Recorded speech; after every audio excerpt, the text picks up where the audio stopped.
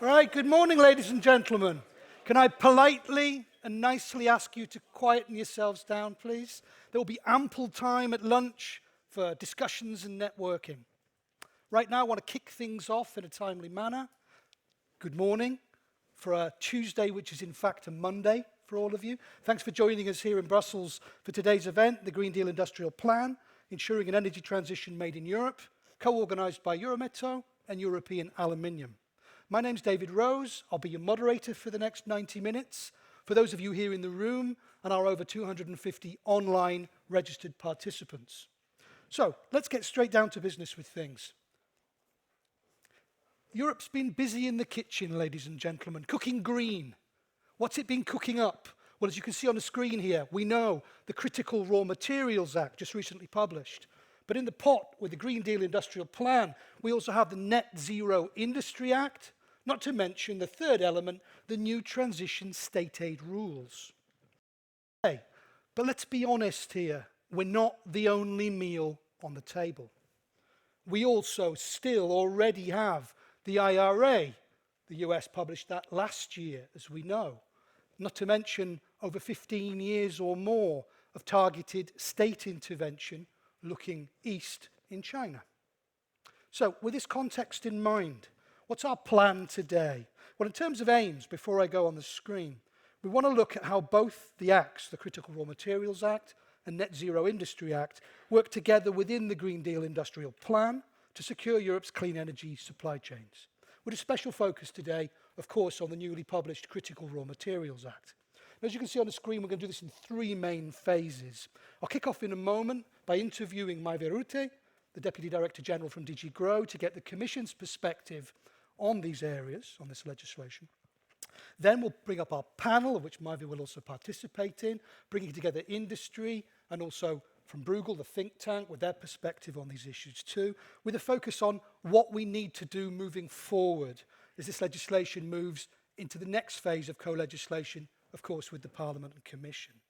And then, last but not least, to bring things together, I'll have a brief dialogue also with Paul Voss, the General Secretary of European Aluminium, to get his reflections and his key asks moving forward. So without further ado, could we welcome up to the stage, I've forgotten a step. How could I do this? What about you and our online audience? Well, actually, I should go there, because we do want your input too, of course, as we always do in these debates. As you can see on the screen, you can use Slido to pose questions, which will come to me on my wonderful mobile device here. And I'll bring those questions into the debate, particularly for you in the room, but our online audience too. And you can also tweet. Could you raise a hand if you're a Twitterer, please? Who twitters in the room? Oh, not many of you, okay. Well, I hope our online audience is a bit more active on social media. Perhaps we're more focused on what happens here today. Okay, well, if you do want to tweet, our hashtag is #RawMaterialsEU. Okay, wonderful. So you can actually access Slido. If you're online, you go to www.slido and enter the code RawMaterialsEU. For those of you here in the room, I believe in just a moment we'll be putting up the QR code for you to scan. Here we are. So if you need to scan that to directly access your mobile, please do that now. I'll just hold a minute for that. Okay. So without further ado, let's get straight down to business then, ladies and gentlemen. Can we welcome up to the stage with a warm round of applause, Maeve Rutte, the Deputy Director General of DG GROW from the European Commission.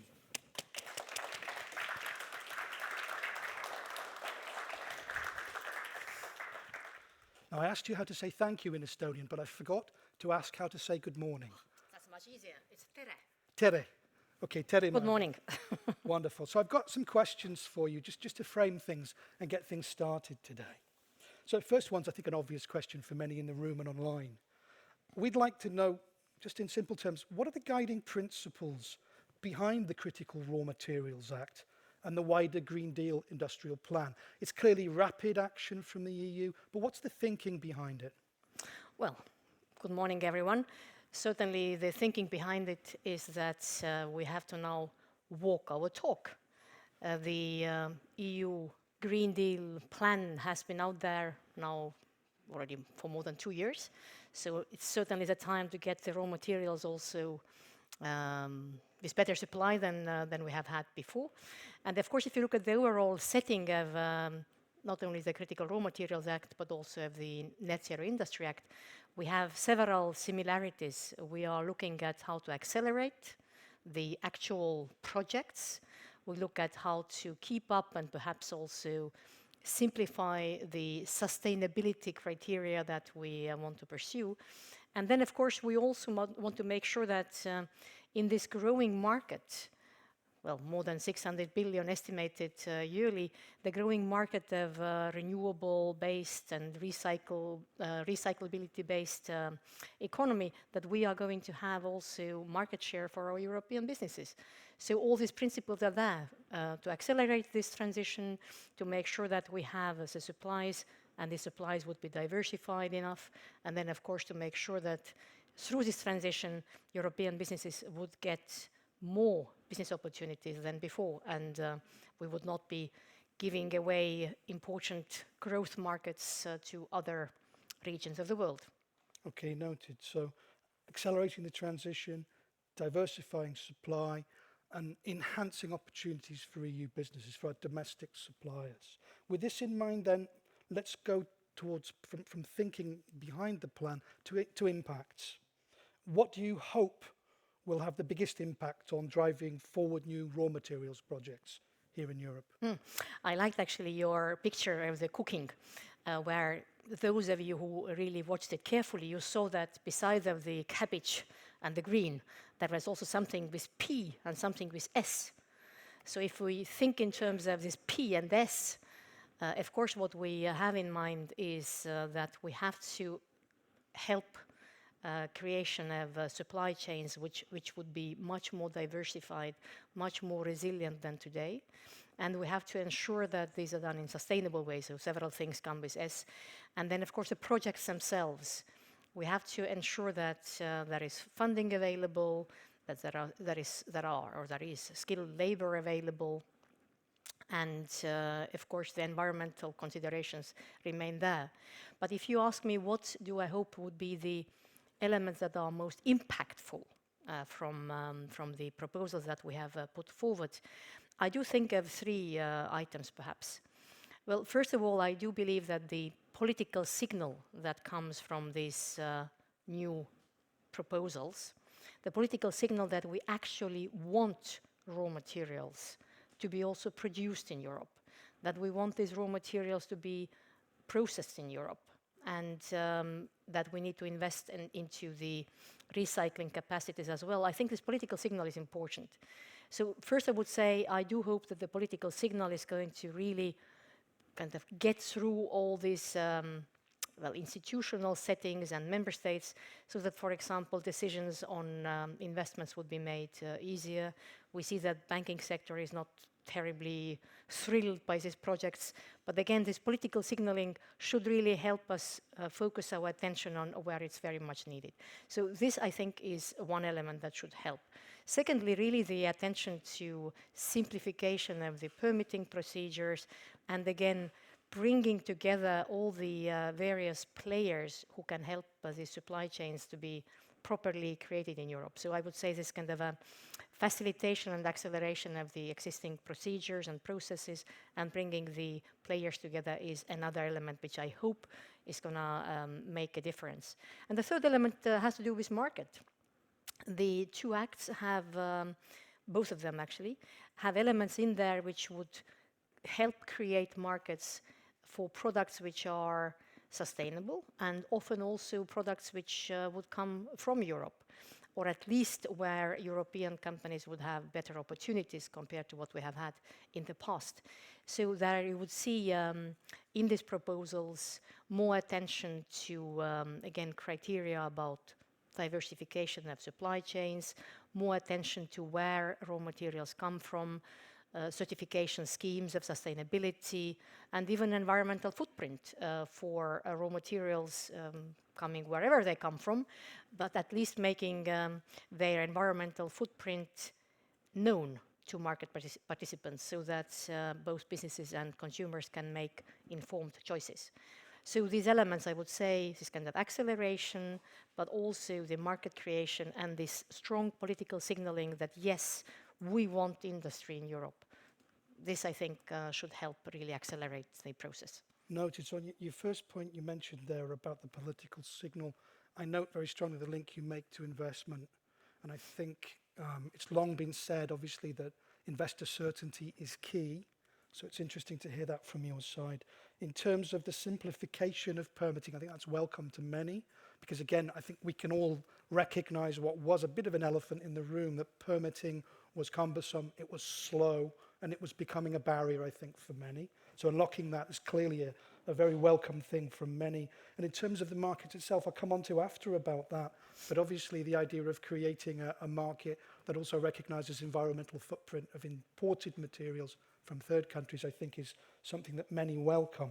So linking with this idea of diversification that you mentioned, people are aware from the acts of the different production and diversification benchmarks. 15% for recycling, 10% for mining, 40% for domestic processing, and so on by 2030. But how are these going to be used for future policy making? Yeah, but let me first say that some of it is already, in a way, used, if you wish. If we look at our, well, that is actually one more, 65%, if you think of it. Diversification aim. So if we think of in terms of these benchmarks, for example, this diversification aim is something that, of course, we keep in mind already when looking at possible further partners globally. But when we come to this 10% and 15% and 40% for Europe, I would first say that these are not the ceiling benchmarks, but rather I would say these are the floor benchmarks. We hope that we achieve them, possibly we go beyond them, depending on different critical raw material, the type, of course, and the availability in Europe as well.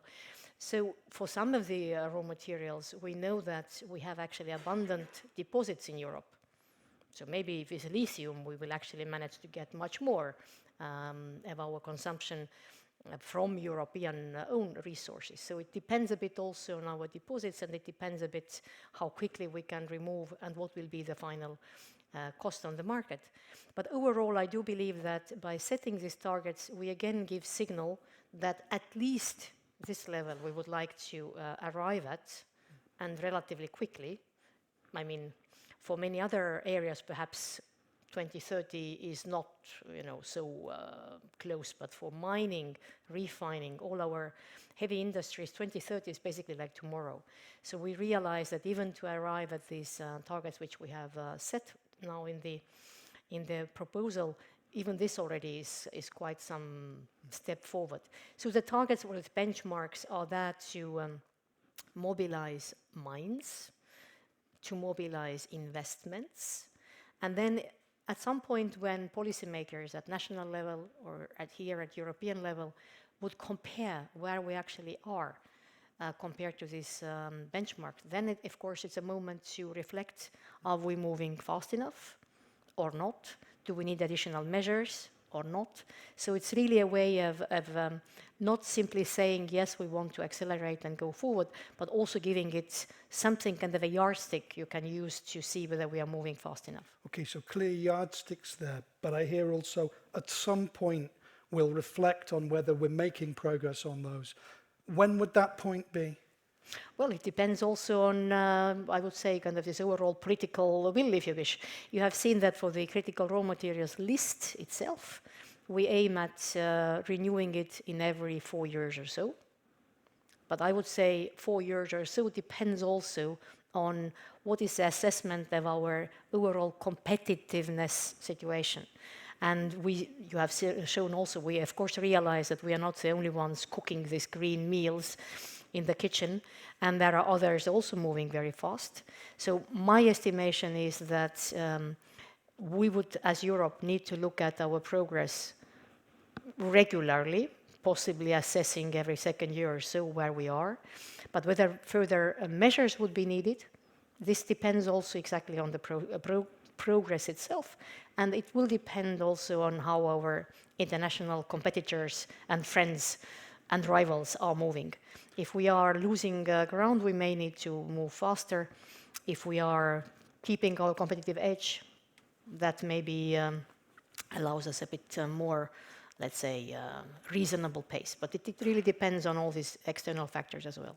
So an element I see from what you're saying in there then, that from the Commission side, there's a recognition or an acknowledgement that we'll need to be very proactive in assessing progress regularly, with one eye on our own achievements, but also with one eye on what the rest of the world is doing as well. Okay, clearly noted. So we talk a lot about investments, and a lot of the focus I notice in this legislation is on new investments. But I'd like to turn attention just for one moment, important moment, to our existing industrial base as well. I take the example of metals such as aluminium, copper, PGMs. Where do they fit into this? Well, first of all, these new projects will not happen just anywhere. I think many of these new projects will actually happen exactly in the existing industries. So if we say it's new, it actually might well be an expansion of the existing ones, or maybe upgrading of the existing industries. And also when we think in terms of particularly mining or refining new investments, these are very likely to land actually where we already have some mining activities ongoing, or possibly former mining places which now can be revitalized. So I do believe that a lot of these new investments, even if we call them new, in fact will be, of course, in the hands of companies which already have the experience, have the expertise, have the skills, and have also this kind of project management capacity to even bring these rather complex matters together. We should not underestimate the lack of expertise we currently have in Europe. And I would particularly highlight that, if you look at our Green Deal industrial plan, you will see that skills have been highlighted as one of the areas where we need to turn attention to. And I think the skills is not only something that we should be thinking in terms of the businesses or mines or processing plants. We should be also thinking in terms of our public administration and our banks. Because part of the problem why, for example, permitting takes so long, or why the banks are so reluctant, part of the problem is just lack of their expertise. They may have, well, in most cases they have already downgraded the number of people they deploy in these fields. And it's not so easy to possibly even recruit people with the proper expertise, because over the last 15, 20 years, the mining sector and the overall critical raw material sectors have rather been shrinking in Europe and not expanding. So I think we also need to look, we as policymakers, but also, of course, private sector, needs to look into banking sector and the member states into their capacities in the ministries to even process these permits and to accelerate, indeed, all this project making. Okay, so to actually make these faster and more efficient procedures actually work in implementation. Exactly. There's the skills aspect and that need for quite rapid capacity development, both in the public sector and also in the banking sector. Maybe just add here that you have seen in the proposal we come forward with, let's say, mandatory processing time of permitting, basically setting, well, within this period of few months you have to be able to issue a permit. But of course it only materializes if the member states have these capable people and if they sort out also the process whereby they can get it done. If they currently have several institutions, often 4 or 5 offices, which are not necessarily all coordinated amongst themselves, one will need to see what is the workflow, and then of course make sure that the relevant people also know how to work together. Plus, I would imagine in few areas maybe we can also simplify a bit the processes because they may be a bit too cumbersome, and one can perhaps simplify that as well. So I would really say that this aim that we have set in the proposal for Critical Raw Materials Act, as well as the Net Zero Industry Act, the aim of really shortening, accelerating, and simplifying permitting is something that doesn't just happen by us writing it in the proposal. It has to be also really thought through and implemented. And that's where the skills element comes, and that's where the political signaling comes in. Okay, noted. And that brings me towards my last couple of questions for you, which are more towards implementation. I mean, you've touched upon the environmental aspect already. Concerns have been raised by some stakeholder groups about the environmental impacts of driving strategic projects of need on raw materials forward under what are quite clearly accelerated timelines. How do you respond to those concerns? I have, I think, 2 or 3 points to make. The first point is very much that, again, we have to walk our talk. If we say that we as Europe want to be in lead, helping to address the global climate issues, we have to accelerate also the deployment of all these technologies that can help.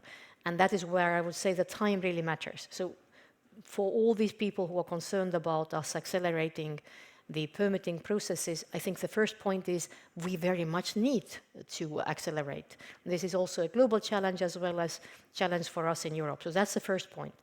But secondly, if you look at the proposals that we put forward, we are not asking to do away with the environmental or climate issues. We are rather asking to sort out the processing so that it would not be, also cumbersome and complex and uncoordinated. So we are asking for ways of making it happen, and I believe there can be really a lot that can still be done. So these elements of really seeing where we need to impact, where we need to influence in order to get the climate transition happening. I think this is very much also something that our, let's say, environmentally concerned citizens should be reflecting upon. Okay. And my last question at this stage, you've already mentioned obviously the challenge in implementation of permitting, the need for capacity development in both public sector and also financial or banking sector. In relation to, for example, the fast tracking of permitting, if I remember correctly, it's 1 year for processing plants, 2 years for a mine, which objectively to me sound very quick based on past experience. But what other potential challenges in reality do you see in implementing at member state level this ambitious package of legislation under a rapid time frame? Yes, so I mean, already mentioned, first, we are looking at transition that would need really expertise. So this expertise, maybe, amongst the people here in the room, it exists, but it doesn't necessarily the same saying doesn't go necessarily about our national promotional banks or EIB and so on. So that the funding would be available if we build up the projects on one hand. That's where the business comes in and can help really these projects to be put together. But secondly, really the funding also needs understanding in the financial sector, be it banks, be it the venture capital funds, and also the national promotional banks. So I see a big need for actual implementation. I see a big need to bring together the de-risking capacity from the public sector and then the funding from private sector. So the first area to really make things happen at local level or regional level is to get the projects together and get the funding ensured. And then, of course, as we already have seen in many occasions, we also need to make sure that the local people are in agreement with these projects. Well, if I can come in there, we all know NIMBY, not in my backyard. I was introduced via a wonderful Dutch cartoonist about 2 years ago to Banana. Build anywhere, not near anyone. Okay? And this still seems to be a mindset at local level. Local opposition to projects, despite fast tracking, if we raise capacity to raise permitting times. How are we going to overcome this in practical terms? Well, I think we should be now, as Europe, getting into a new era, which maybe we can call BIMBY, meaning build in my backyard. And why I say it is first of all, really, we need to be taking responsibility for moving towards addressing the climate challenges fast. And we know that it will not happen without having these mines, processing plants, also technology produced in Europe. So we need, as kind of responsible policymakers and responsible citizens, to take the responsibility also of having all the means and tools for this transition. Secondly, we do know that raw materials which are produced in Europe actually have much lower carbon footprint compared to many other areas or many other places. You are certainly aware that compared to China, the carbon footprint for our raw materials is 2-3 times less than the ones coming from China. So we need to be putting a price tag also on the carbon coming from elsewhere, and we need to be aware of it. So that's my second point. And thirdly, of course, we should be looking also indeed in the local value added. The projects will bring jobs. They will very likely revitalize areas in Europe which have been slowly, withering away because mines have been closed or the plants which are there are no longer maybe so viable.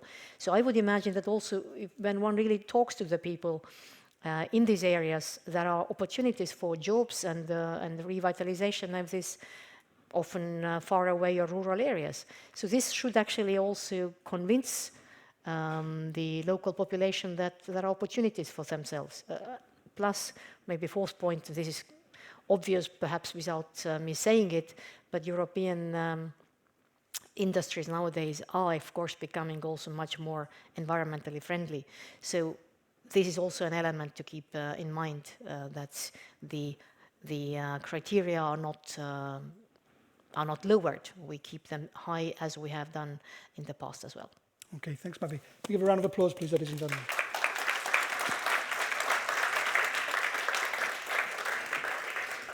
Right, so having kicked off things a little bit with a little bit of a framing there, let's dive straight into our panel and let's take this a step further. So we should have up on the screen in a moment our panel slide, please.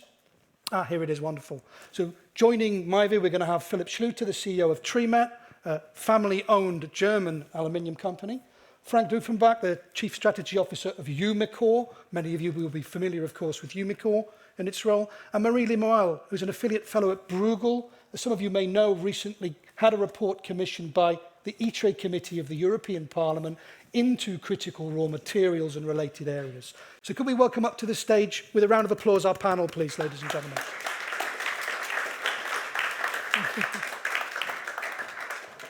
The trick is keep the applause going for long enough for them to walk up. A lonely walk, okay? Right, I'm going to kick things straight off. So we've already heard from Mavi. I'm going to come straight in with our other speakers with one broad question, just to get your initial comments from you on this area, and also reflecting on what we've heard already from Mavi. So my key question here really, and I'll kick off with you, Philipp, first, and then Frank will come to you, and then Marie. So do you think that the Critical Raw Materials Act and wider Green Deal industrial plan is going to be effective in strengthening the EU value raw material chains?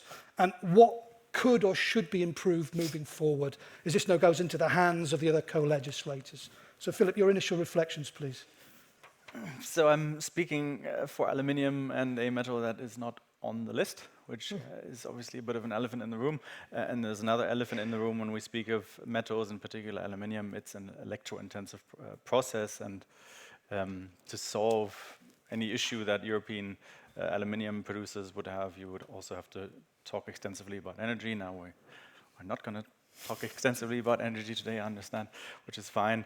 Well, we will come to energy later, though. The quick answer to your question is maybe. I think the papers are potentially powerful, but we don't really know what it means. So whilst I would argue I'm still fighting to get on that list, I don't really know why. Because it's in relatively vague terms. I think we can all agree to what you've said as sort of the way forward in answer to the IRA, all agreed, but it's not concrete enough. And in particular, when I hear things like increasing the speed, making sure we get local authorities on board to increase the speed, the reality is very far from that aim, I can tell you. Okay, so if you had to, at this stage, just plan to a couple of asks, what would they be? Make it more concrete and? Speed. Speed it up. And sort of what are the checks and balances in the years to come? We mentioned a revision every 4 years. Is that really enough to do it every 4 years? Because I would argue whenever there's a bigger event that happens in the global space, and there are many right on our doorstep, it feels like a little bit when you read the news today, that we need to revise these on a more continuous basis. Okay, so quicker and more flexible and adaptive from your side. Okay, Frank, on to you. Same question broadly. How do you view it, and what would you like to see more, if anything? Thanks. So good morning, everyone, first. I'd like to say three things. The first one is we welcome this act. I think it goes in the right direction. The spirit is the one that we want to see, and it recognizes the importance of something that is really dear to us as a company, which is critical materials. So that's the first thing. The second thing echoes a little bit what Philippe was saying. We are eager for more details on the how. And I'll be specific because I know you're going to ask the question. For instance, how the percentages are calculated for the 40% of refining capacity that needs to be in the EU, the 15% of recycling, the 10% of mining. How do you calculate that precisely? And if I can, Frank, on those targets, clear that you want to get a better insight, I'm sure Maïve can comment on that, into the methodology behind their calculation and possible eventual adaptation. But also in terms of the targets themselves, do you view them, Maïve mentioned that they're baseline targets, if you like, to create action. Do you view them as ambitious enough? On a standalone basis, no. They need to go with something more specific on how we take care of the rest. If 10% comes from the EU in terms of mining, for instance, then what about the rest? So the fact that strategic projects can be supported outside of the EU for projects that will make up for the rest is good. How that works, how we stimulate these projects is the other question. So I think the simple answer to your question is the percentage can make sense if it has the right details around it in terms of where we get the rest from and how it's calculated. The third point I wanted to make is also one that Philippe made, which is about speed. So we are, one of the businesses where we are is battery materials. And the decisions for the 2030 supply chain of these battery materials are being made now. And when I say now, I mean in the next 12 months, it's going to be all decided what these supply chains will look like in 2030. So whatever doesn't happen in the next 12, maybe 18 months, is not going to have any impact before 2030, in our industry at least, which is a pretty big pillar of the green transition. It's electrification of mobility. So this speed aspect is critical to everything. And yeah, I would really echo Philippe's point on this. Yeah, so you're noting that practically speaking then, that it's the end of 2023 where the decisions are already made. So that almost amplifies the speed aspect that you're mentioning. Do I detect a hint from you perhaps that you feel then that that urgency is not properly recognized at this stage? I think it goes a little bit with my second point about the details. We need the details to be clear very fast so that we can make business decisions, informed business decisions, with these details on the table. Okay. Otherwise, I mean, the private sector is simply going to make decisions anyway. They will not necessarily be the ones that we would like as Europeans to be made. That's all. Okay. Right, I'll come on to you, Marie. So I've heard from Philippe and Frank what I would term a glass at least half full, but fill it up with some more specific how. Coming back to that broad question I posed to the others, do you think the Critical Raw Materials Act and wider Green Deal Industrial Plan will be effective in strengthening the raw material value chains for this idea of a transition made in Europe, not elsewhere? And if you see any potential improvements in the amendments that will follow institutionally, what do you feel they might be? Right, so again, thank you very much for having me. Delighted to be here. So I would say the other missing element, or what's missing to fill the glass, is the trade dimension, and how for many of these clean tech goods, you need to think in terms of supply chains where critical raw materials are kind of in the upstream at the initial stages, all the way down to the actual products that we want to deploy, implement, so solar panels, electric vehicles, etc.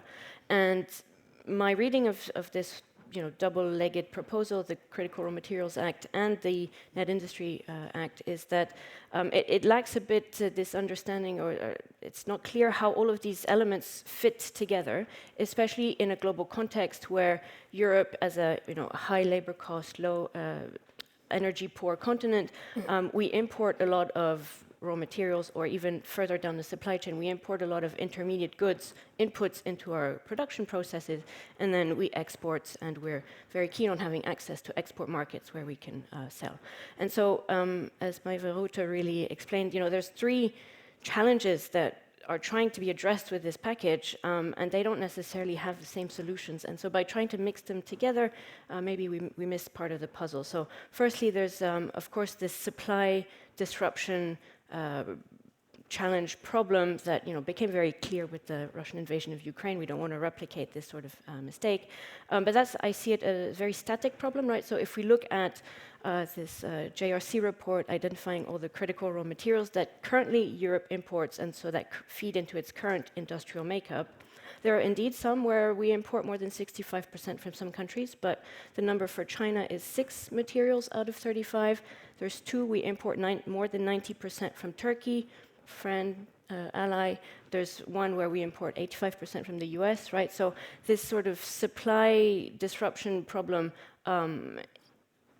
is of a different nature than being paranoid. So you feel that currently then this package, or these interconnected parts of the Raw Materials Act and more, don't properly address or don't properly recognize this?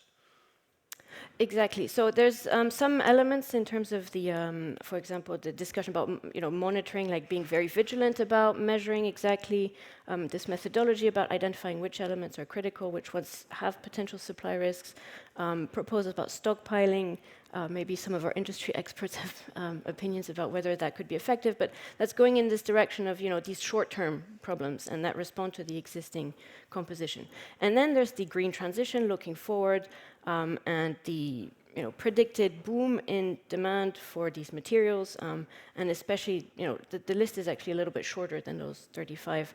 And here it's difficult to see why Europe itself should even produce as much as the targets are suggested by the Act, because there are other countries that are currently producing and have plans to increase production that could meet the needs of Europe, especially if you think in the supply chain perspective where we don't necessarily have production for some of the intermediate goods. So if I take the example of rare earths, those go into the production of magnets, and if you look at the trade statistics of Europe, Europe imports the magnets, not so much the rare earths. And at the moment, Europe imports lithium batteries more than lithium itself.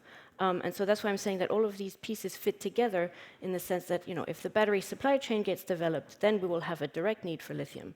But those 2 elements, really need to be thought in conjunction. Okay, noted. Well, Maïva, I'm going to come back to you. I think you're probably expecting me to as well. A number of points have been raised by our different speakers, touching upon different areas about speed, about clarity of information around the core ideas of particularly the Raw Materials Act and other related elements, and also this issue of trade, the trade dimension that Marie raised as well. What are your reflections on those?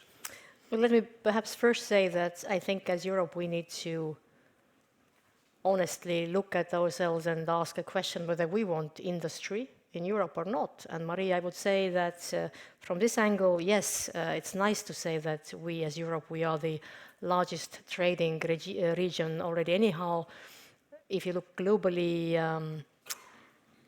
the US gets much less, smaller share of their GDP from trade compared to us in Europe. So we are already very much exposed to international trade.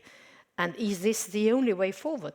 So what I think is coming from this package as one of the messages, maybe not so immediately forefront, is a recognition that we as Europe, we don't want to deindustrialize, or we don't want the industry to disappear from Europe.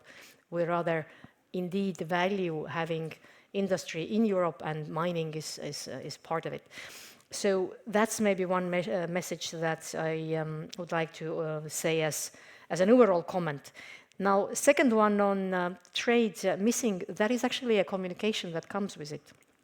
you have seen there is a communication on critical raw materials, which is indeed addressing more the trade elements. And there you certainly would notice that Commission is already working on diversification of trade.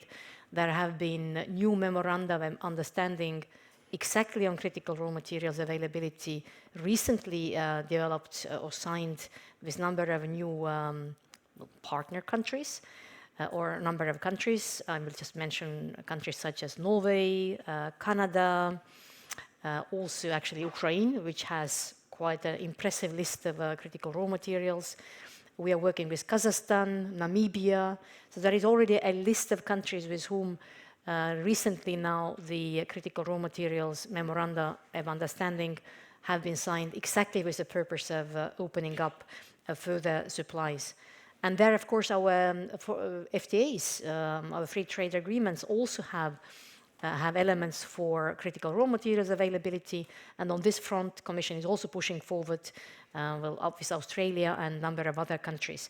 So if you look at the trade diversification, there is already quite a lot going on, and part of the message that has been put forward now with the Critical Raw Materials Act is very much a refreshed momentum in developing further the global outreach and working with various third countries to really make sure that the availability of the raw materials from these countries would be better. And also then really trying to come up with a proposal for these third countries which would be of interest to them, giving them the opportunities to build up their value added in these countries and not only extracting the ore and taking it then elsewhere. So our offer to the third countries should also be such that is helping them to develop their industries.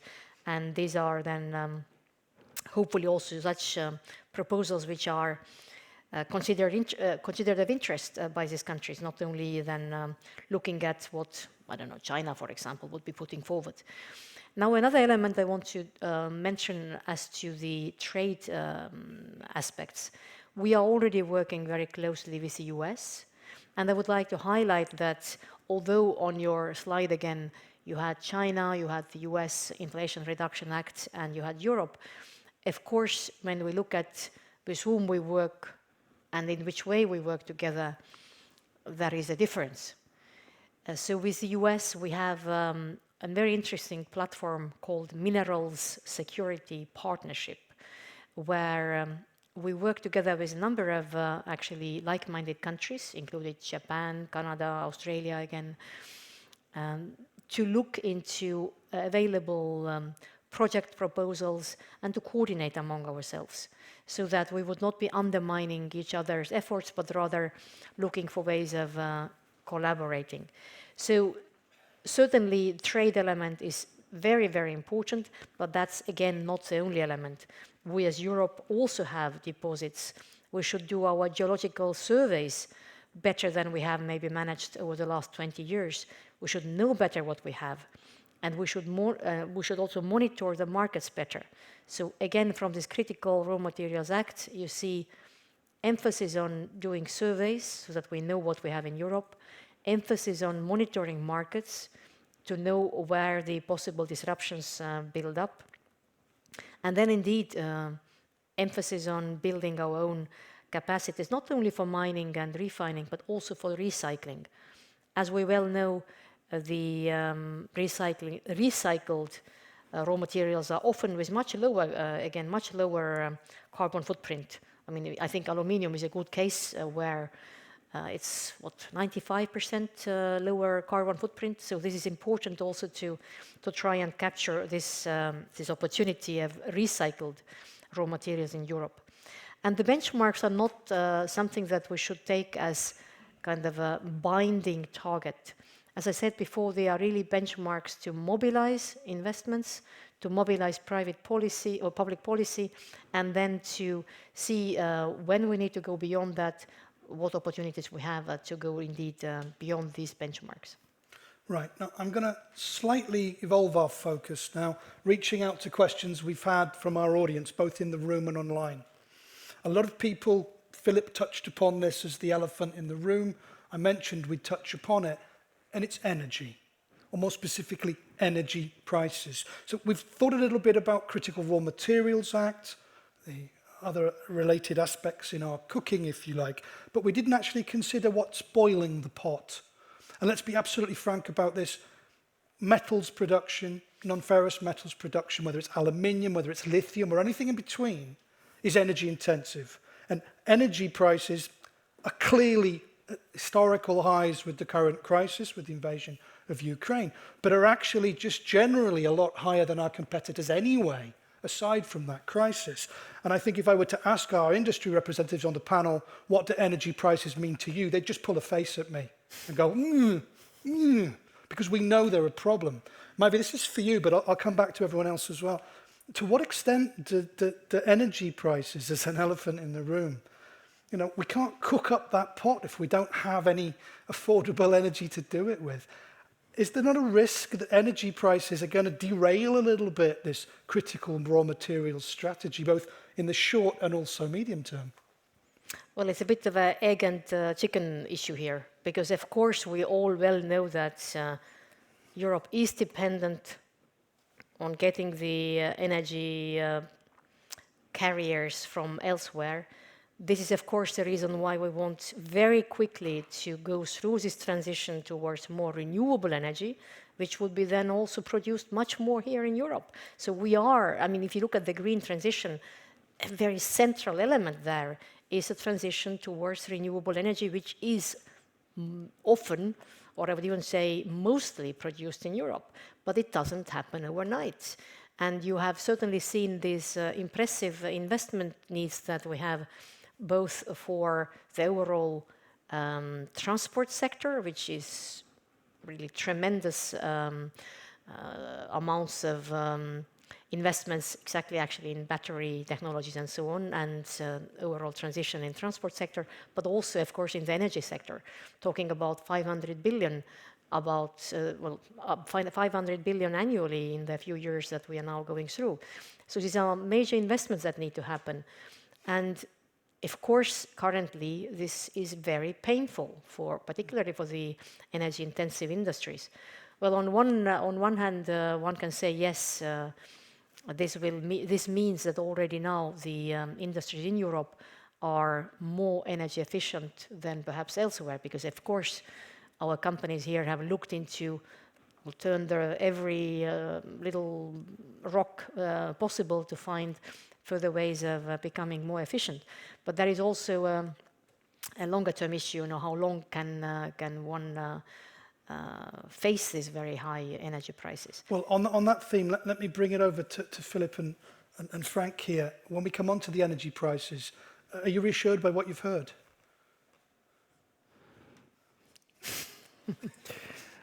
I'll just share simple facts.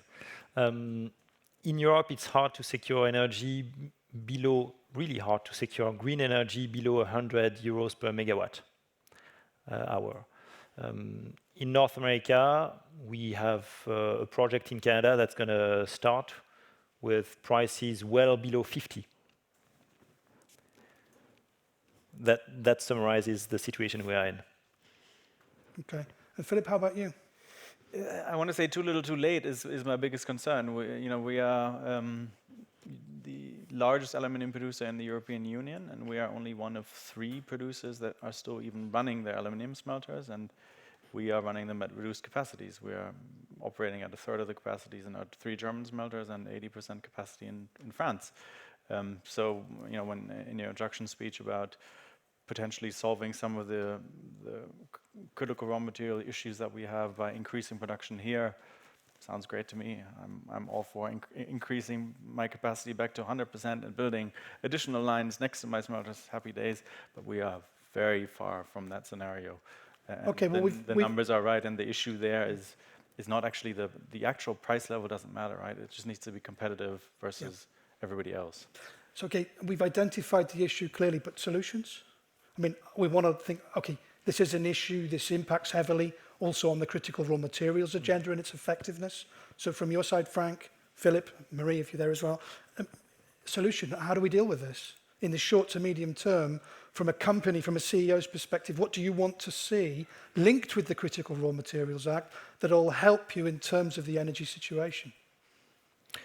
What you want to see is secured access to affordable green energy. What we've committed to as a company is to make battery materials in zero-emission plants. So we supply all our energy is green in the plants that we built in Europe, in Poland. If we want to stick to that, we need some help. So the help we need is secured access to affordable green energy. And I would add, maybe more in general, support, financial support regarding the running costs. Energy is a big piece, but it's not the only one. And the IRA in that regard has a clause regarding OPEX, operating expenditures, where there's support that's planned into it. So you'd like to see more targeted EU funds, like a similar parallel to the IRA in the USA, to help with this? Yes. Philip? I think I share Frank's approach to a possible solution to this. But I also share what's been said about, the transition needs time. And yes, we are Europeans, we believe in Europe, we believe in industry in Europe. But the question is, how do we get to 2030 and 2035? Should we meet those targets that we've set for ourselves with regards to energy? And I fear we will need some solutions to build the bridge, whether it's state aid, whether it's new energy market design, whatever it may be.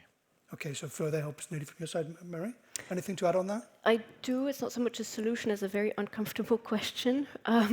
But so essentially, as an economist, I'm thinking, well, how do we allocate our scarce resources? And we have scarce energy, we have scarce taxpayers' money.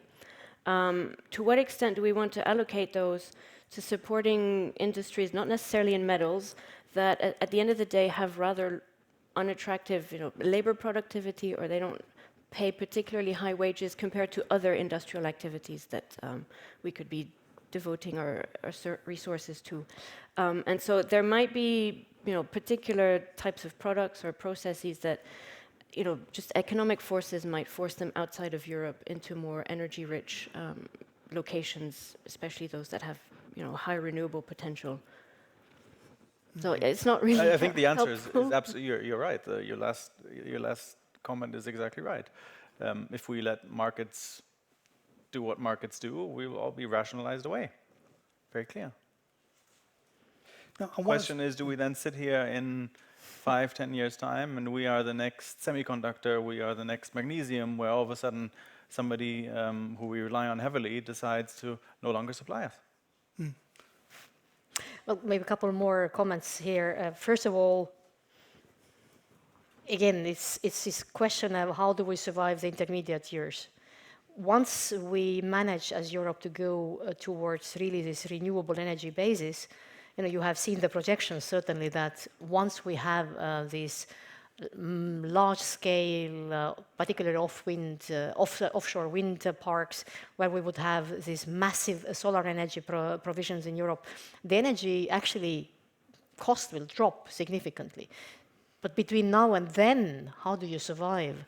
And this is, of course, the question of how do we then keep still companies in Europe without spending too excessively taxpayers' money. And maybe I have a couple of points here to make. One is that indeed, as to the immediate painful months ahead, we have, of course, the state aid framework, which has been made more flexible.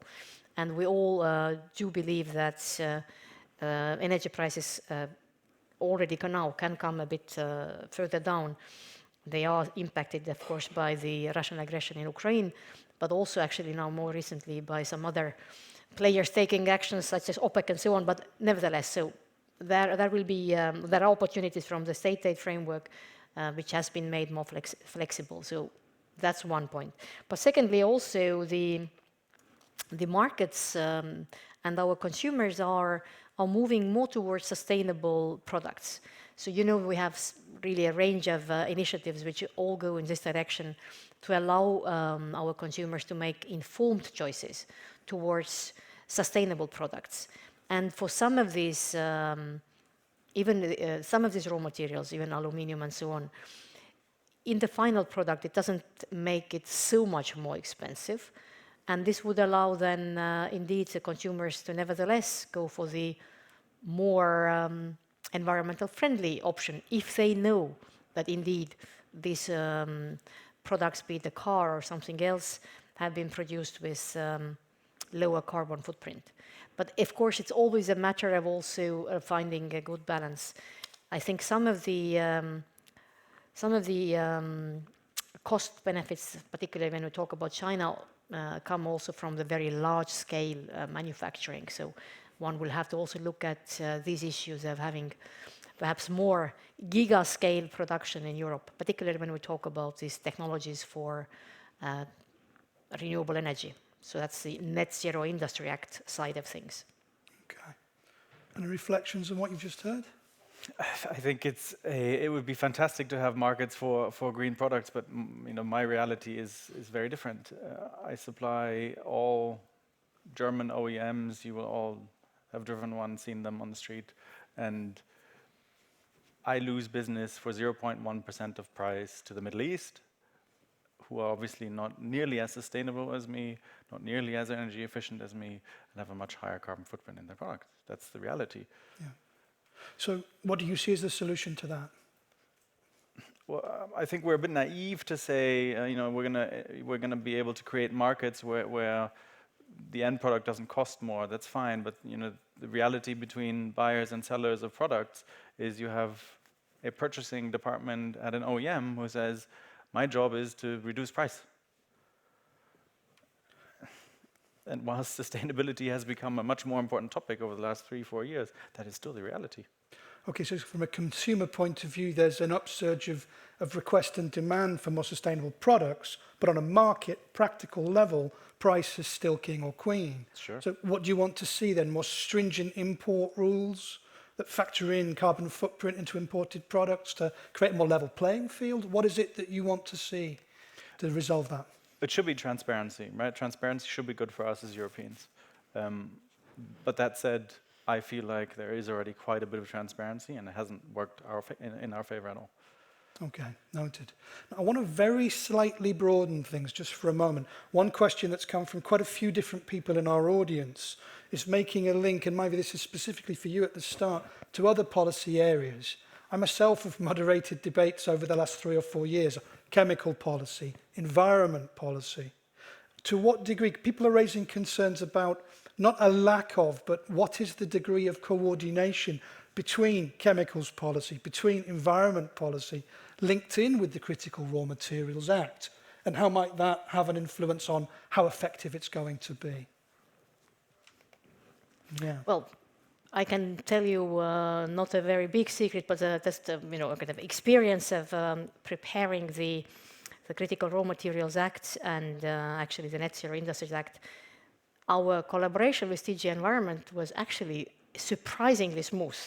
And we, in the industry department, were maybe, and my colleague is here as well, nodding his head, we were perhaps ready for a big fight on this front, but frankly, our environment colleagues were very reasonable. They looked what already exists, and their message was that, looking at the existing environmental legislation in Europe, it's already so complete that really nothing particularly more would be needed, and one would really need to see how to bring it all together and how to make this processing much more rapid and simplified. So from this front, I would say a lot already exists.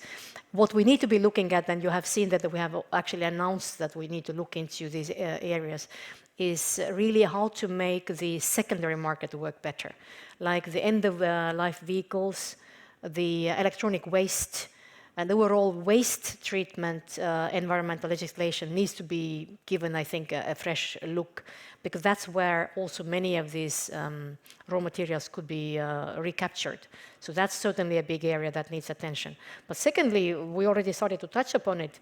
We may need to look into our trade policy in a much more, I would say, a targeted way, and more maybe into sector-specific approach, to see where the playing field is not level enough, where we perhaps need to even really make sure that goods that come to Europe with much higher environmental footprint or carbon footprint, that this would be then also acted upon, and not only something that comes in because it's 0.1% cheaper.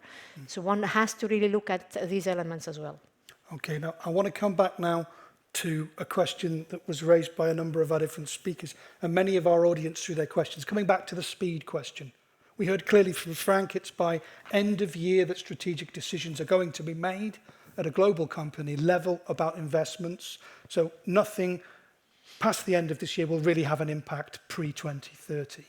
And clearly now the Critical Raw Materials Act, the Net Zero Industry Act are going to the next stage of co-legislation. And of course that's not the Commission's responsibility in one sense. But what about this interim period of the next 12 to 18 months? For me, I see a gap in the sense that things need to be implemented. That takes time, even with accelerated process. And what about bridging that gap over the next 12 to 18 months? What's going to be done, or what can be done? I mean, Paul, put the two industry speakers here, and you, Marie, as well. What do we want to see to bridge that gap, and what can be done? I'll put that to you first, Maivie. What's the Commission thinking here in the next 12 to 18 months? Luckily, we are not on a day one. In fact, the raw materials policy is more than 15 years old. So it's not like we are seeing this problem for the first time. So the issues have been there already, of course, previously. And while preparing for the Raw Material Act, we of course have been already engaging with member states and with stakeholders. So you would have seen already quite a number of member states taking action in the field. So you have seen national strategies put forward, France, Germany, and also others joining. So luckily, there is already momentum there. So we don't need to wait until the Critical Raw Materials Act gets through the co-legislation. Things are already happening. Nevertheless, I am fully with you that the 12 months or maybe 18 months or so is really critical. And on this front, the good news is that, of course, a number of projects have been already also developed under the European Raw Materials Alliance, for example. I think they have something like 46 projects identified. We have Battery Alliance, which has been working for more than 3 years. Again, already quite a number of investment projects announced, mostly already, well, announced, and meaning also they're looking for funding. Some of them have found funding. So work has been ongoing already previously. But nevertheless, I'm fully with you. The next year or two are critical. And this means that also really all the stakeholders and member states and business stakeholders have to really pull together in the same direction to move things forward. Okay, well, I'll open that up, Philip, Frank, Marie. Your reflections on that. Have you heard what you want to hear about the next 12 to 18 months? If I may start, I think the one thing that would help in the next 12 to 18 months, and that's realistic in the next 12 to 18 months, is to bring clarity. What I mean by that is, I'll refer to IRA again.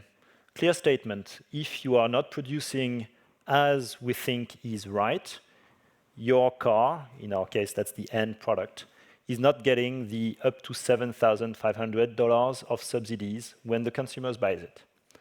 That's a statement you can make now, and that will influence decisions now without having to wait for too long and overthink it.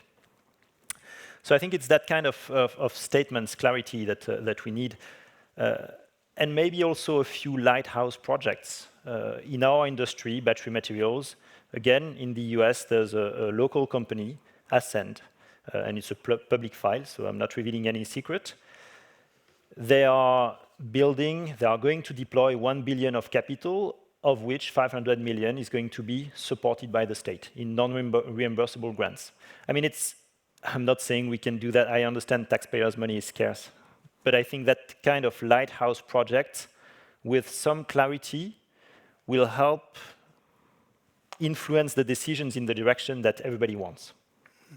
Okay. Clarity and detail. I think bottom line is nobody's going to make an investment decision pro Europe today, where he has the alternative of the US without something written down in a law in some shape or form. And I'm interested also in your perspective, in a sense, Philip. I mean, obviously, as the CEO and family member of a family-owned company, very rooted in Germany, I would imagine that transplanting outside of Europe is neither something you would want or would find even viable to do. So from that perspective of being very much rooted in Europe, what would be the one or two things that are most crucial for you? I think it's speed, because time is of the essence. We've been curtailed for 18 months already, with no light at the end of the tunnel, and concreteness. Okay. And where? I mean, we've had the example there from Frank about where he wants to see more detail on the how. Would it be the same for you, or would it be slightly different? No, I think it's the same. Bottom line, it's not. We're not singular in the world, and my customers make decisions as well of where they invest. And we've seen numerous companies in our industry saying that they're halting investments in Europe and increasing investments elsewhere. So these are all steps towards a bad future for Europe. So we need to make statements quickly here.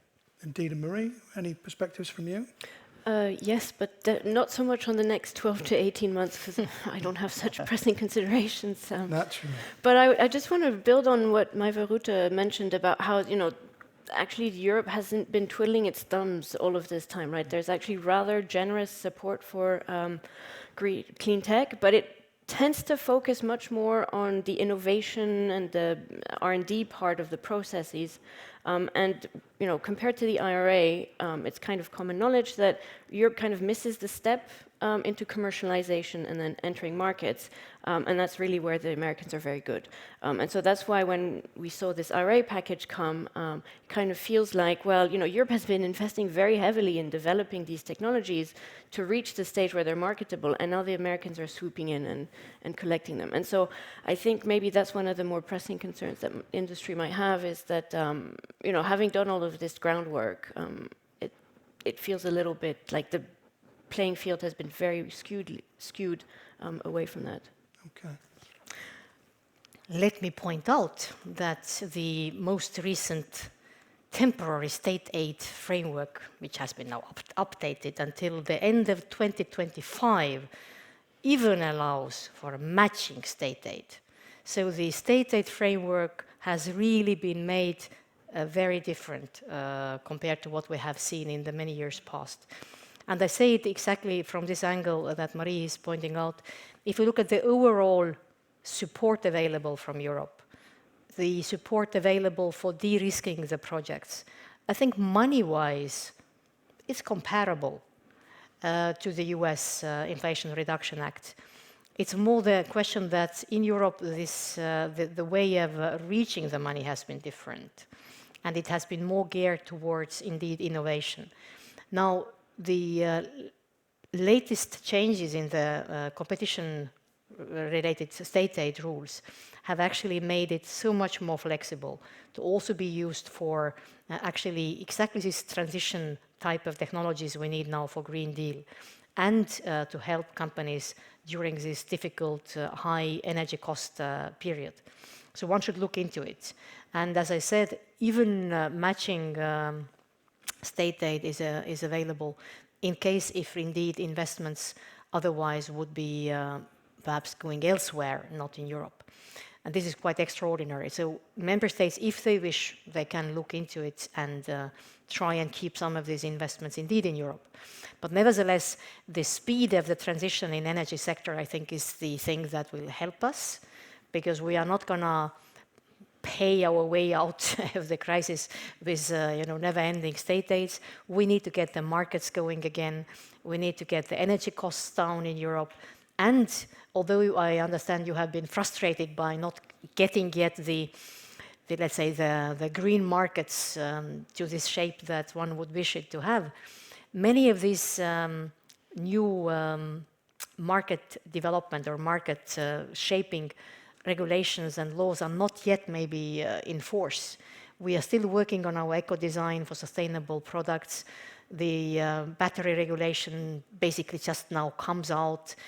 The scrutiny of the supply chains is coming out, which will all have impact actually on also what comes from elsewhere to Europe, and the strongest scrutiny on what is really the environmental footprint, what are the social conditions, how these products are produced. So all of it should really shape much more, I would say, friendly environment for Europe-made, socially responsible, environmentally friendly products. Okay, noted. Right, the time's come just to bring things together and get Paul up for some reflections as well. So Philip, Frank, Marie, and then Maivia, to you last. Just closing comments from you. In terms of a made-in-Europe energy transition through the legislation we've been talking about, what are your takeaway requests now that this goes forward to the next stage of legislation? Number one, put aluminium on the list. Use your chances before we write laws. It makes me quite hopeful. We're talking about something that we haven't been speaking about in Europe for at least 15 years. And if we manage to get the pace that we have managed on CO2 legislation, for example, it would be a fantastic opportunity for Europe to move to a new era, quite frankly. I'm quite hopeful. Okay, so allied with speed and efficiency, it's that too. Frank, for you? I'm going to repeat myself, but it's speed. Yes, whatever doesn't happen in the next 12, 18 months is irrelevant to 2030. And clarity. Whatever doesn't help feed a business plan of somebody who deploys capital is not useful. Okay. So it's about aligning these policies also to the business side of things and really making sure that things are actionable with the right level of clarity. Marie, for you? So I think I'm also going to circle back to my initial comment, which was the importance of trade and not losing sight of the fact that at the end of the day, a lot of the materials we need for the green transition are going to come from outside Europe, and we should not lose sight of the measures that you did mention about how to get partner countries involved, how to get them to firstly just dig more of this out of the ground, and also then not ship it all to China for refining. Right? How do we encourage countries to set up other facilities where they can themselves capture a bit more of the value added and then ship it to us so that we can manufacture it. Yeah, so the strong focus on the trade dimension. And Maivia, briefly for you? Yeah, let me just build exactly on this. Strong focus on trade dimension, but on two sides. To work with the third countries in such a way that they can sustainably produce more, because we know the market is going up, but also when we then look at what arrives to Europe, it has to be with the high environmental, climate, and social criteria. Otherwise, the playing field is not level for our European producers. So for me, these two elements in trade policy have to come together. Then my second point is, since indeed the proposals now go to the co-legislators, that's a good moment for all the stakeholders here to look at your good arguments, your examples, some of the projects which you may want to promote, and help the co-legislators to come quickly to an agreement so that these proposals would be out there, agreed upon as quickly as possible, because the real time is of essence. And in the meantime, while they are working, we can already move ahead. We don't need to wait until everything is signed and every dot is on every I. Really, member states, industries, our industrial alliances we have created can already make things happen. And this, I think, is a message that I would like to pass on. Let's not wait until somebody else solves issues for us. Everybody at their level can already make things work better. Okay, thank you. Can we give them a round of applause, ladies and gentlemen?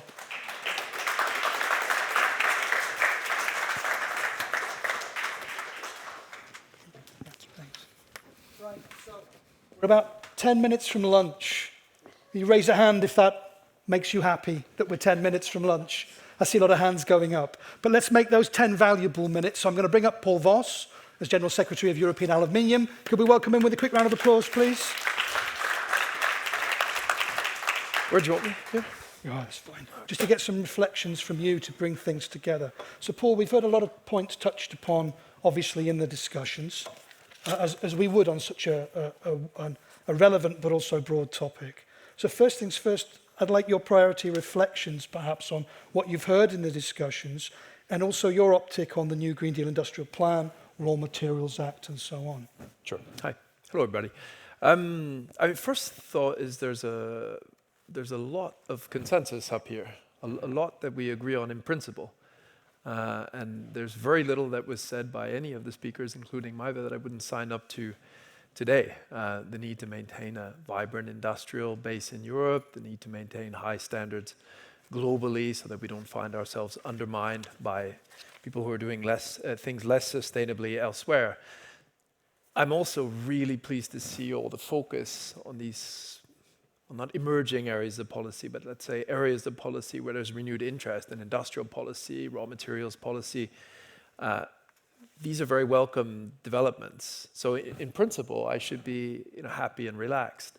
And I am, but not at work. And, and Philip should be happy and relaxed. And I'm sure he is, but not at work. We cannot be at the moment. So okay, I represent aluminium, but I could be speaking for many different industrial sectors, and it's been a horrendous 18 months or so. So while I can welcome and celebrate the discussion around these topics, I'm worried that we're not quite there yet in practice. But okay, that's the discussion that we've just kicked off now. Okay, so I'm hearing again a little bit echoes of before, glass half full, but let's look at how it needs to be properly filled from your point of view then. So let's look forward now, not backwards. Yeah. Clearly it's going to the co-legislators. What are the essential next steps to relieve some of the tension your sector and other parallel sectors are facing still? Yeah, so, I mean, more generally, we can't get away from the energy discussion. Now, that's not going to be resolved through the Critical Raw Materials Act, but there's no point in discussing the future of critical raw materials in Europe without having, let's say, in parallel, a very urgent discussion about the state of our energy markets and the level of energy costs we're dealing with. On the CRM Act in particular, I mean, okay, put aluminium on the damn list, right? That will solve me some problems, but that's not a very sophisticated conversation. I think one of the things we'll need to talk about is why that list looks the way it does, the thinking that underpins it. And a curiosity for me, if I read the proposal properly, is that so one of the criterion that needs to be met is it needs to be strategic for the energy transition, for the digital transition, for other applications like defense and so on. On aluminium, there's no question about that. It just is, and that's fine. That's just an objective truth.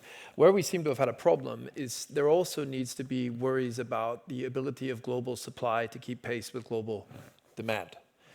And where those two things are not in serious imbalance, it appears the material is not designated as a strategic raw material. The issue with that is it effectively ends up treating Norway and China the same for our purposes here. It says, if these things can be sourced somewhere on Earth, then we don't have a problem. You know, I was talking to my 12-year-old son about this the other day, and he looked at me and said, "But aren't we going to have war with China? I hope we don't." But even he has noticed that there are issues there. So, and a lot of my best friends are economists, so don't take it badly. But of course, if we look at these things, you can, I mean, from the point of pure rational economics, you can say, okay, well, let's not make these things in Europe. We can make them cheaper somewhere else. But if we're going to talk about strategy and not just economic optimization, then we need to think to ourselves, okay, hang on a second. And I take the case of aluminium. If we are more and more and more dependent on China, what happens in a future, which is not that difficult for me to picture, where geopolitical tensions mean that suddenly trade doesn't flow the way that it did? And what happens then? And if in the meantime we've put ourselves out of business in the name of economic optimization, we're gonna regret that. We're gonna have an issue. So I see clearly from your side then what you're saying is you would favour a methodology that has a stronger eye also on the geopolitical aspect and doesn't just look at measuring supply security in the now, but also has a strong optic on future vulnerabilities as well. If you'd asked me this question 2 years ago, I'd have probably answered differently. And I'd have found this discourse that I come out with now a bit small and a bit protectionist and a bit unsavory. But a lot's happened in the last couple of years. And the idea of shorter supply chains, the idea of thinking beyond pure economic rationalization, it's now quite attractive to me. I think it's our responsibility. And that's why I'm so happy we're having these kinds of discussions. And, we tweak the damn list, okay, but more important than that is the thinking behind it. What kind of an economy do we want to have in Europe in the future? What kind of society we want to have? Because, one of the things, when we talk about factories closed here or there, I've heard people celebrate the cut in emissions associated with the closure of a smelter. Brilliant. Fantastic. 6 months later, mechanically, the thing opens up in China. So you've done nothing for the emissions problem. And in my job, I'm lucky enough to go around and visit these facilities before they close. And what you see is, a few thousand people wandering around doing jobs. And so I worry not only for the metal that we need, to build the energy transition that we're here discussing, but for the people who work in these places and for the kind of society we'll end up with if we hollow out our industrial base and shift to a lovely, clean service economy. I was in South Wales not long ago seeing some family. You see very well what happens if you hollow out the industrial base. You don't need to go as far as South Wales. Go to Charleroi. Just have a look. And these are serious things. I used to look at industry 10 years ago and listen to them whinging about the ETS when it was €5 a ton and think, this is disingenuous. But I don't think that anymore. And I don't think it's just because I've changed jobs. The stakes are very, very high. And while I welcome these discussions, I do feel that we lack a certain sense of urgency. Our facilities are closing. Okay, so let's boil that down then to one or two specific forward-looking requests for the co-legislators. If we had to write them a postcard and say, in your discussions on these legislative packages, you must keep in mind A, B, and C. What would that A, B, and C be from your side? Well, I suppose A is and everyone always asks for this, right? But a kind of joined up approach to policy, where I don't hear anymore that, well, that's an energy issue, so we can't talk about it. But an industrial policy has to also be an energy policy. And I don't particularly mind about the specific legal instrument. That's for lawyers to worry about. But in the end, we need a comprehensive set of measures that work together to preserve our industrial base. Second, put us on the damn list. Because, this thing, it's also a question of vocabulary. Because the phone calls I've had about this are apparently we're not strategic. And I don't think that's the point of this list. If you look at it, there's a methodology. So you're actually talking about a subset of strategic materials that have certain characteristics in their supply chain and so on. But it's easily misunderstood. It becomes, as you said, a political signal. And if the political signal is, well, this material is not very important, then of course you can quite happily let the whole thing go to the wall. I'll quote here a conversation I had 3 or 4 days ago with someone. And they said, on the one hand, not being on the list is not the prime issue. As you mentioned, it goes beyond that. But they said to me, when I talk to legislators at a national member state level, and I contact them to have dialogue, they say, you're not on the list. You're not even on the list. Yeah. But I didn't get to my third ask. Trade policy. This is important. Trade defense is important. And we're seeing kind of important gestures to it from the European Commission the last couple of years. We have trade defense measures put in place to help, to some extent, shield European industry from competition from massive state-subsidized facilities elsewhere in the world. I'm talking about China. The thing is, these measures need to be not only there, but they need to be adequate. A trade defense measure that isn't significant enough to move the market is worse than nothing because it creates the illusion that a sector has the protection that it needs. Okay, so specifically on trade defense, what do you want to see? Well, I want to see measures that are commensurate with the scale of dumping and subsidized overcapacity that we deal with. It's as simple as that. Then, it's for the economists to worry about exactly where the levels should be. But the point is that they should be sufficient in order to have a material effect on the way the market behaves. So you want those in place to deal, for example, with the issue of China and its overproduction. And moving forward with an eye on future trade policy, do you feel that the way in which these elements are treated in trade negotiations are sufficient, or do you want those to be an intrinsic part of any future EU trade deals with other regions? Yeah, of course. Of course, free trade is a wonderful thing, but in the end, it needs to serve Europe's interests. Of course, it should serve everyone's interests. I'm all for a win-win, but we have the right here in Europe to stand up for ourselves and act as though we are facing a very complex global environment. And maybe 10, 20 years ago, we could afford to be a little bit more peace and love about it. But it doesn't feel that way in the moment, and that's okay. We should simply accept that and behave accordingly. Okay, so you'd like to see more ambitious and bold measures there, perhaps matching what we see from the Americans with the IRA and other players. Yeah, I mean, honestly, it's just anecdote, but I've sat down with the Americans a number of times the last few months to talk about, among other things, a global arrangement on sustainable steel and aluminium, and it leads to a broader discussion on trade. And I mean, it's also cultural, but they are very, very, very determined and very clear about what it is that they intend to achieve. And I do feel that sometimes we're still kind of looking for the cappuccino machine. And they are much, much more clear-eyed about their priorities and their red lines. And I think we can learn something from that. So Europe needs to be more bold and more confident on its red lines and why we have them. I think we do. And I'm very... Maeva described a vision of a future Europe where we've managed to scale up our renewable capacity. I'm very attracted to that picture, but we've got this valley of death problem in the meantime. And I'll say it again, our facilities are closing. And it's not a question of just switching the lights back on in a few months when things settle down. Some of this will be permanent, and there's a lot left still to lose. So the next 12, 18 months, it's not just important, it's existential for us. And of course, aluminium is just one sector. I'm just one person from one organization, but I'm sure these comments would be echoed by my counterparts from chemicals, from steel, and elsewhere.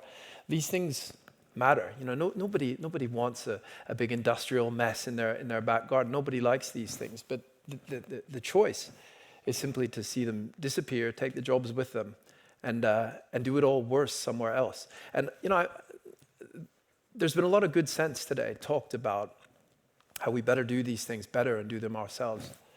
We just need to make sure that the framework we end up with, the investment signals that we end up with, are consistent with that discourse. And I'm hopeful because at least we're talking about these things. And probably 2 years ago we weren't. Okay, all right, noted. Thanks very much. A round of applause, ladies and gentlemen.